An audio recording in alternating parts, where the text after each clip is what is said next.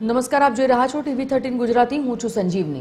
ગુજરાત એટીએસે પકડેલી આતંકી સમા પરવીનના મામલે એક મહત્વના સમાચાર।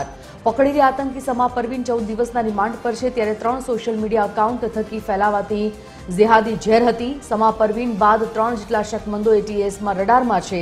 ચારે આતંકીઓના સોશિયલ મીડિયાના સંપર્કોની તપાસ કરવામાં આવી રહી છે। 84 થી વધુ સોશિયલ મીડિયા એકાઉન્ટની માંગી છે વિગત, જેમાં સમા પરવીનના સોશિયલ મીડિયા કનેક્શનની તપાસ કરવામાં આવી રહી છે। સમા સ્થાનિક લોકો સાથે પણ સંપર્કમાં હોવાની શક્યતા છે।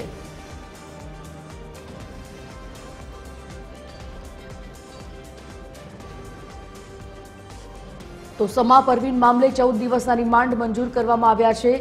ગુજરાત એટીએસે પકડેલી આતંકી સમા પરવીનનો મામલો, જેમાં જે ખુલાસાઓ થઈ રહ્યા છે, આ 14 દિવસના રિમાન્ડ દરમિયાન તેની પૂછપરછમાં અલગ અલગ ખુલાસાઓ થઈ રહ્યા છે। 3 સોશિયલ મીડિયા એકાઉન્ટ થકી તે જેહાદી ઝેર ફેલાવતી હતી। 3 જેટલા શકમંદો એટીએસના રડારમાં હજી પણ છે। આ જ મુદ્દા પર લાઈવ જોડાઈ ગયા છે સંવાદદાતા શિવાંશુ સિંહ। શિવાંશુ, જે પ્રકારે સમા પરવીનના 14 દિવસના રિમાન્ડ મંજૂર કર્યા બાદ નિત નવા ખુલાસાઓ થઈ રહ્યા છે, જાણવા માંગીશું કે પોલીસની તપાસમાં, એટીએસની તપાસમાં કેવા પ્રકારના ખુલાસાઓ કર્યા છે સમા પરવીનની પૂછપરછ અને તપાસ બાદ? જી ચોક્કસ, ગુજરાત એટીએસ અલકાયદાથી જોડાયેલા તમામ જે આતંકવાદીઓ છે તેમની ગુજરાત એટીએસ તપાસ કરી રહી છે। મહત્વની બાબત એ છે કે ગુજરાત એટીએસ અમદાવાદથી સૌપ્રથમ પહેલા અલકાયદાથી જોડાયેલા આતંકવાદીની ધરપકડ કરી હતી। ત્યારબાદ જે તમામ ખુલાસાઓ સામે આવ્યા છે।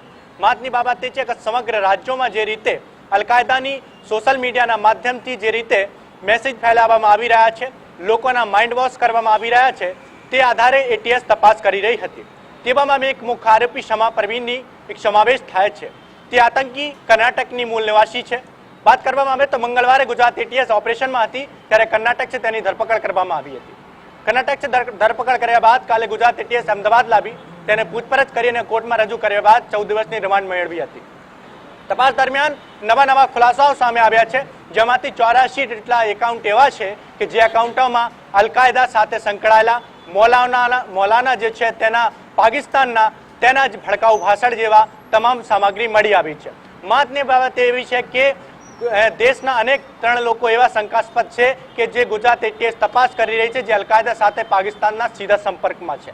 મહત્વની બાબત છે ગુજરાત એટીએસ તમામ પાસા ઉપર હાલ તપાસ કરી રહી છે, પરંતુ જે લોકો અલકાયદા સાથે સંકળાયેલા છે, માઇન્ડ વોશ કરવાના પ્રયાસ કરી રહ્યા છે, તમામ આતંકવાદીઓના જે છે તે તપાસ કરવામાં આવી રહી છે। પરંતુ જે 3 શંકાસ્પદ લોકો છે તે ગુજરાત એટીએસની ટીમો કામે લાગેલી છે અને તે લોકો સુધી પહોંચવા માટે લગાતાર ગુજરાત એટીએસની ટીમ ઓપરેશનમાં લાગી છે। પરંતુ સમા પરવીનને જ્યારે વાત કરવામાં આવે, સમા પરવીન છેલ્લા કેટલાક સમયથી એક પાકિસ્તાનના મૌલાના ભડકાઉ ભાષણના માધ્યમથી લોકોના માઇન્ડ વોશ કરતી હતી। તે માઇન્ડ વોશના આધારે લોકોને જે છે તે મુસ્લિમ પ્રવૃત્તિ સંકળાયેલા અને પાકિસ્તાનથી કનેક્શન હોવાના જે છે તે હાલ વિગતો સામે આવી છે। ધન્યવાદ જાણકારી બદલ શિવાંશુ। તો જે પ્રકારે સમા પરવીનના નિત નવા ખુલાસાઓ સામે આવી રહ્યા છે, 14 દિવસના રિમાન્ડ બાદ વધુ મોટા ખુલાસાઓ થવાની શક્યતા।